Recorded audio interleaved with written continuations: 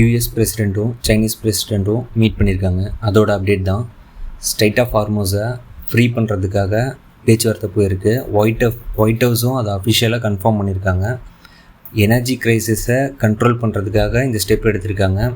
இதை Iran confirm பண்ணும். இவங்க 2 பேர் பேசுகிறாங்க, ஓகே. சைனா வந்து ஈரானுக்கு சப்போர்ட்டாக இருக்குது, இவங்க அவங்கள்ட்ட பேசலாம், ஒரு பாசிட்டிவ் நியூஸ் தான்.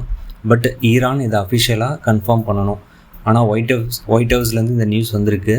இது பாசிட்டிவாக இருந்துச்சு, உண்மையாக இருந்துச்சுன்னா நாளைக்குன்னு இல்லை, ஃபர்தராக மார்க்கெட் ஆல் டைம் ஹைக்கு போகலாம். என்னோடய கணிப்பு இது. ஸ்ட்ரைட் ஆஃப் ஹார்மோஸ் இந்த வார் கம்ப்ளீட் ஆச்சுன்னா ஆல் டைம் ஹை கட் பண்ணி போகும் மார்க்கெட். வெயிட் பண்ணி பார்ப்போம். அடுத்து பார்த்தீங்கன்னா இவங்க 2 பேர் மீட் பண்ணதில் இன்னொன்றும் பேசியிருக்காங்க. ஸ்ட்ரைட் ஆஃப் ஹார்மஸ் ஓப்பன் பண்ணும். தென் லெபனான் இஸ்ரேல் பீஸ் டாக்கும் பேசணும் அப்படிங்கிற மாதிரி பேச்சுவார்த்தை போயிருக்கு. இது எவ்வளோ தூரம் நடக்கும், ஈரான் எப்படி இதுக்கு ரியாக்ட் பண்ண போகுது, எல்லாத்தையும் வெயிட் பண்ணி தான் பார்க்கணும்.